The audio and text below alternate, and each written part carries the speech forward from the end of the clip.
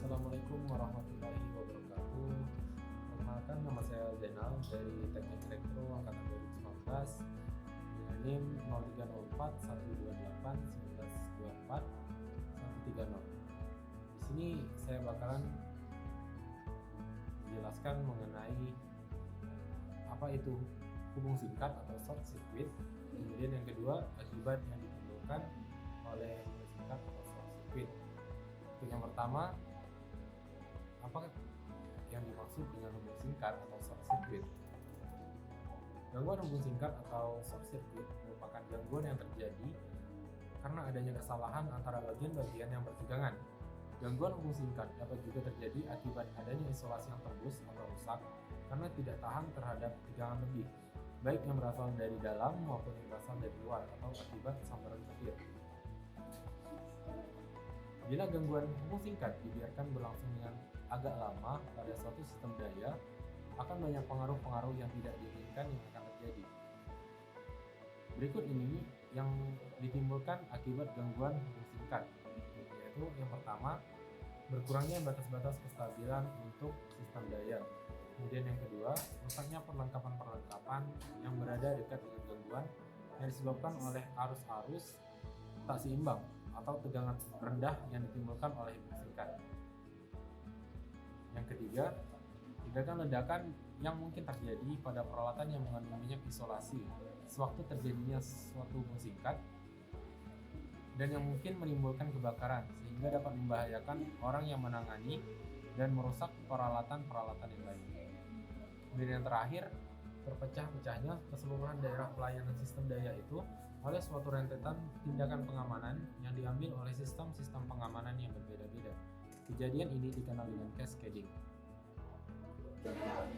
Dari akibat yang ditimbulkan oleh hubung singkat tadi yang setelah saya jelaskan, maka diperlukan analisa yang berhubungan dengan hubung singkat, yang mana akan dilanjutkan dan dijelaskan oleh partner saya selanjutnya, Iskandar. Pada Iskandar, silakan.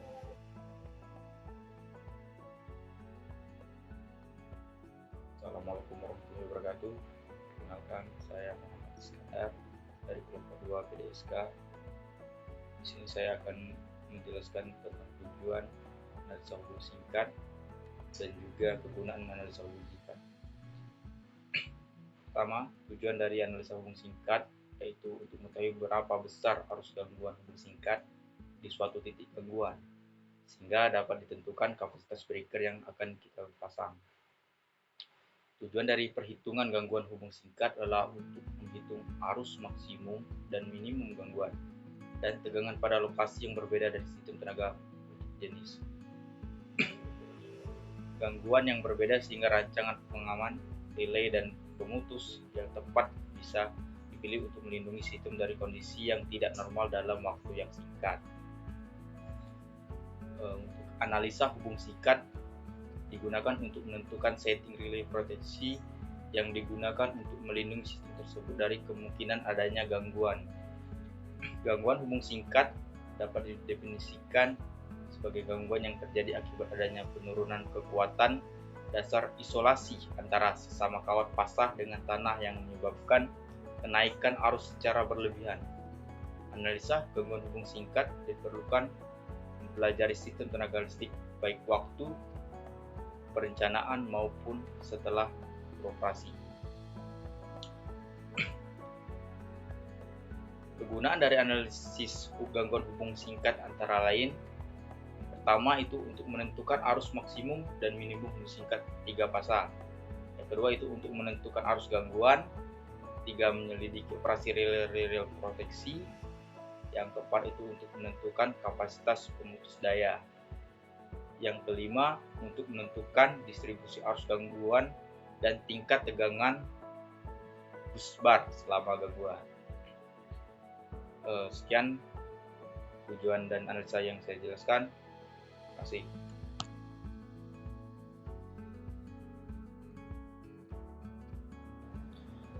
Assalamualaikum warahmatullahi wabarakatuh. Saya Muhammad Anto Rekan Ibu Sakib dari kelompok 2 akan melanjutkan pembahasan mengenai materi kami, yaitu analisa hubung singkat. Jadi Untuk analisa hubung singkat tentunya kita juga membahas tentang jenis-jenis dari gangguan hubung singkat itu sendiri. Dari klasifikasi gangguan yang terjadi pada jaringan distribusi dari Hutauruk tahun 1987 yang dirujuk pada materi kita, ada beberapa klasifikasi. Yang pertama dari jenis gangguannya sendiri dan juga dari lamanya gangguan itu terjadi. Yang pertama dari jenis gangguannya, ada 4 jenis gangguan yang terklasifikasikan di materi ini. Yang pertama dari jenis gangguannya itu yang pertama ada gangguan 2 fasa atau 3 fasa melalui hubungan tanah. Yang kedua ada gangguan fasa ke fasa. Yang ketiga gangguan 2 fasa ke tanah. Dan yang keempat adalah gangguan 1 fasa ke tanah atau gangguan dari tanah. Dan selanjutnya klasifikasi yang kedua adalah dari lamanya gangguan itu sendiri yang terjadi. Yang pertama gangguan yang bersifat permanen juga bersifat temporer.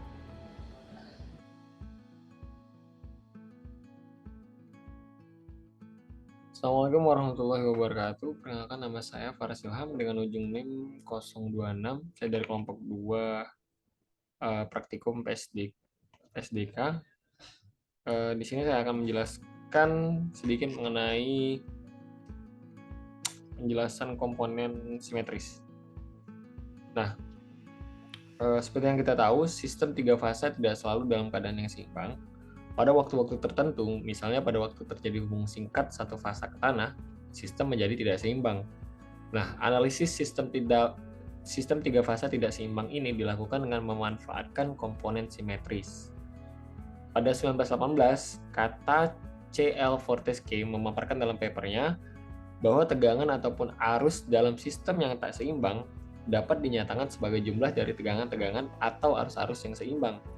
Nah, tegangan-tegangan atau arus-arus yang seimbang ini disebut komponen simetris. Dengan menggunakan komponen simetris, tegangan dan arus 3 fasa yang dalam keadaan tak seimbang dapat ditransformasikan ke dalam komponen-komponen simetris. Setelah analisis dilaksanakan pada setiap komponen simetris, dilakukanlah transformasi balik dan kita dapatkan solusi dari keadaan tak seimbang. Nah, untuk dari 3 fasor itu, 3 fasor tak seimbang dari sistem 3 fasa dapat diuraikan menjadi 3 sistem fasor yang seimbang. Himpunan seimbang komponen itu adalah 1 komponen urutan positif yang terdiri dari 3 fasor yang sama besarnya, terpisah satu dengan yang lainnya dalam fasa sebesar 120 derajat dan mempunyai urutan fasa yang sama seperti fasor aslinya. Yang kedua adalah komponen urutan negatif yang terdiri dari 3 fasor yang sama besarnya, terpisah satu dengan yang lainnya dalam fasa sebesar 120 derajat dan mempunyai urutan fasa yang berlawanan dengan fasor aslinya. Yang ketiga adalah komponen urutan 0 yang terdiri dari 3 fasor yang sama besarnya dan dengan pergeseran fasa 0 antara fasor yang satu dengan yang lain. Tujuan lain adalah untuk memperlihatkan bahwa setiap fasa dari sistem 3 fasa tak seimbang dapat dipecah menjadi 3 set komponen. Komponen simetris berpengaruh terhadap besarnya impedasi saluran. Impedasi saluran suatu sistem tenaga listrik tergantung dari jenis konduktornya, yaitu dari bahan apa konduktor itu dibuat. Yang juga tentunya pula dari besar kecilnya penampang konduktor dan panjang saluran yang digunakan jenis konduktor ini. Komponen simetris menyebabkan tegangan jatuh sesuai dengan urutan arusnya dan tidak mempengaruhi urutan arus lainnya. Berarti tiap urutan yang seimbang akan terdiri dari suatu jaringan. Ketidakseimbangan arus atau tegangan ini akan menimbulkan pula impedansi urutan positif, urutan negatif, dan urutan 0. Nah, impedansi urutan dapat didefinisikan sebagai suatu impedansi yang dirasakan arus urutan bila tegangan urutannya dipasang pada peralatan atau pada sistem tersebut. Seperti juga tegangan dan arus di dalam metode komponen simetris, dikenal 3 macam impedansi urutan, yaitu sebagai berikut. 1. Impedansi urutan positif atau Z1 adalah impedansi 3 fasa simetris yang terukur bila dialiri oleh arus urutan positif. Yang kedua adalah impedansi urutan negatif Z2 adalah impedansi 3 fasa simetris yang terukur bila dialiri arus urutan negatif. Yang ketiga adalah impedansi urutan 0 atau Z0 adalah impedansi 3 fasa simetris yang terukur bila dialiri arus urutan 0. Mungkin itu saja yang dapat saya jelaskan mengenai komponen simetris. Terima kasih sebelumnya. Assalamualaikum warahmatullahi wabarakatuh.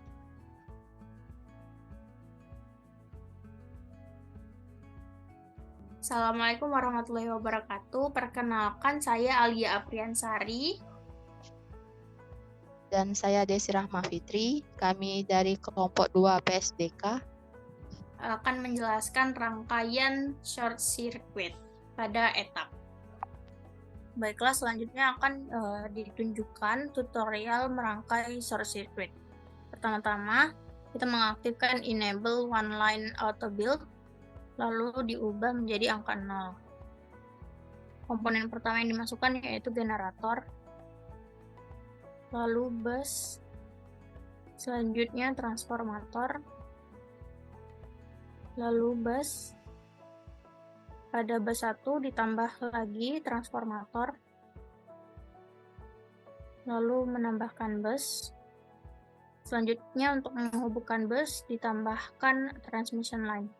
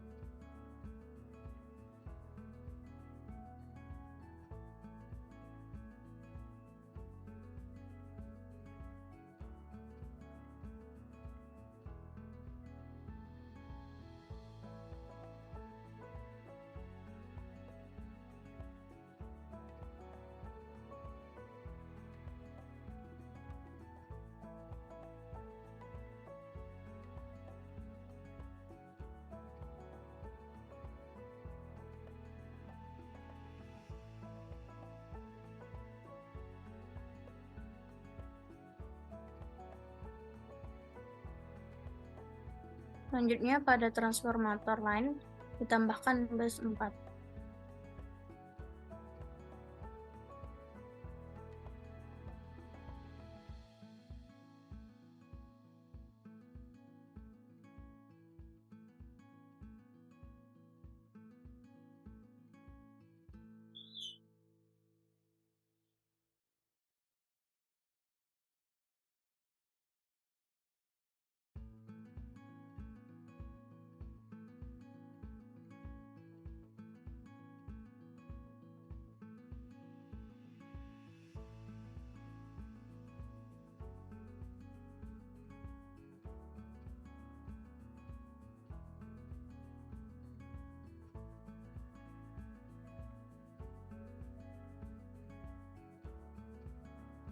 Lalu bus 5,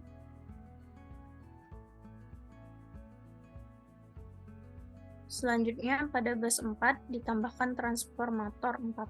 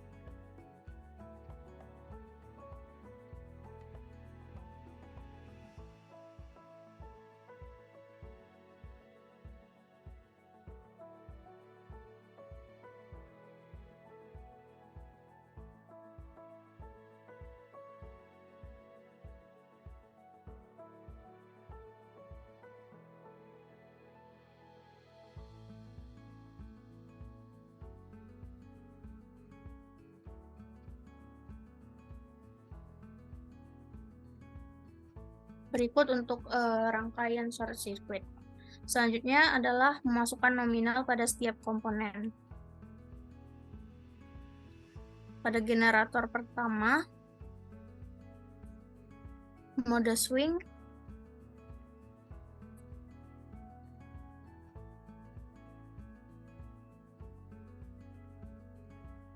lalu disetting daya aktif 40 mW, dengan tegangan 20 kV.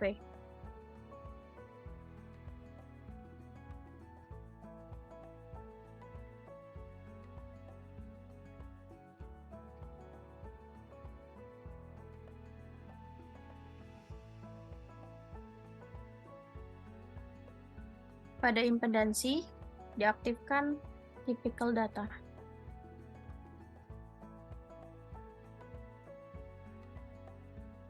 Selanjutnya pada generator 2, disetting voltage control, lalu untuk daya aktif 40 mW,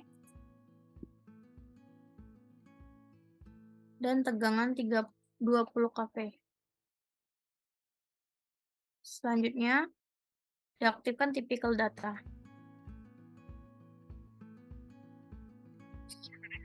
Lalu untuk transformator,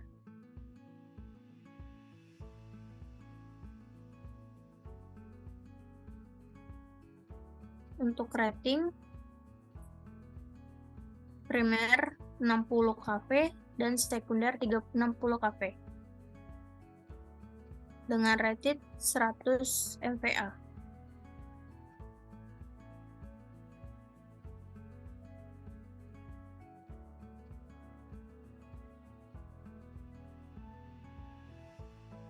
Lalu diaktifkan typical Z dan X atau R.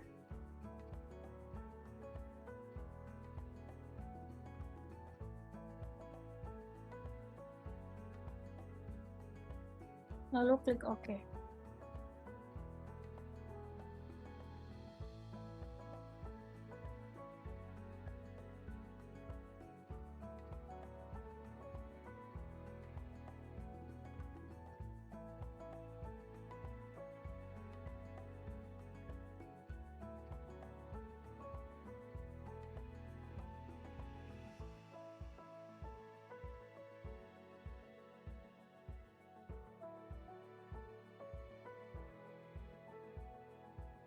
Untuk data transformator 1-4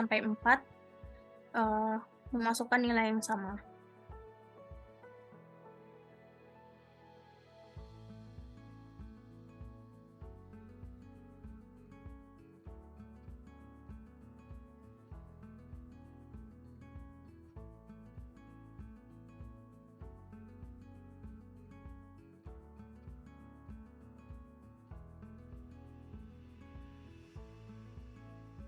Selanjutnya, memasukkan data transmission line.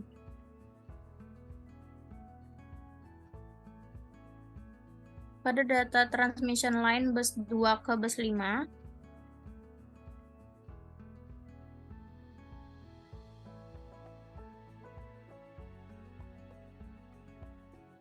untuk lengthnya diatur 12 km. Lalu pada impedance,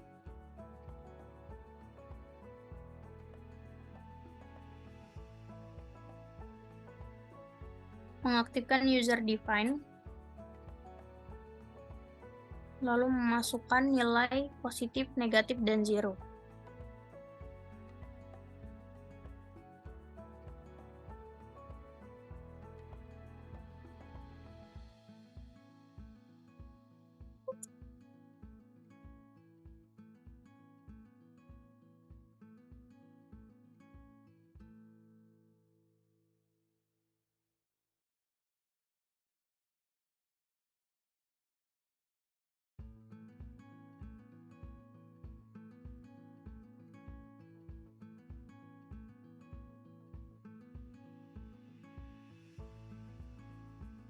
Selanjutnya, pada transmission line yang menghubungkan bus 3 dan bus 4,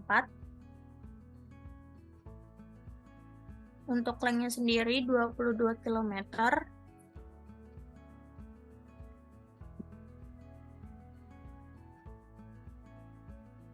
dan memasukkan nilai positif, negatif, dan zero seperti halnya dengan transmission line yang menghubungkan bus 2 dan bus 5.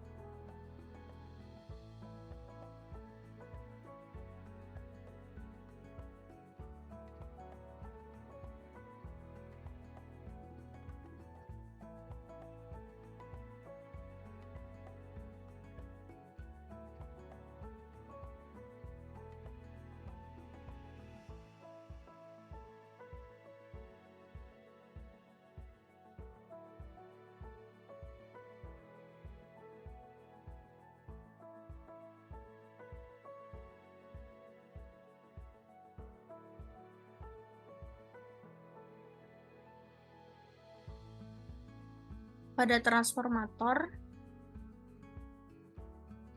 agar mengaktifkan simbol grounding.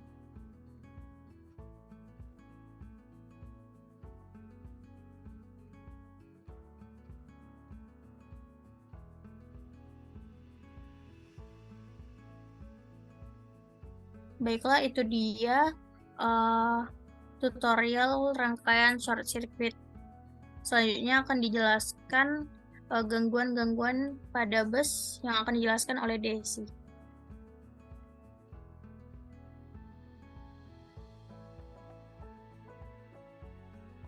Baiklah, di sini saya akan menjelaskan atau mempresentasikan gangguan pada bus 2. Di sini bus 2 akan kita beri volt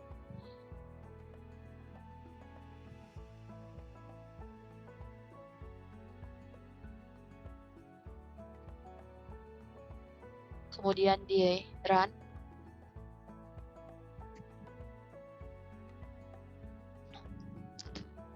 Ketika bus 2 diberi gangguan berupa short circuit, itu tegangannya bernilai 33,43 kV, sementara arusnya bernilai 4,918 kA. Kemudian untuk gangguan yang kedua yaitu gangguan di bus 5.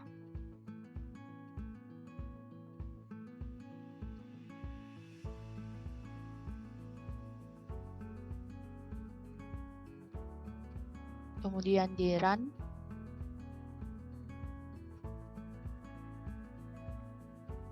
Baiklah, di sini ketika bus 5 kita beri gangguan, tegangannya itu bernilai 33,443 kV dan arusnya bernilai 4,918 kA. Mungkin itu saja yang dapat kami presentasikan. Terima kasih. Kami akhiri. Wassalamualaikum warahmatullahi wabarakatuh.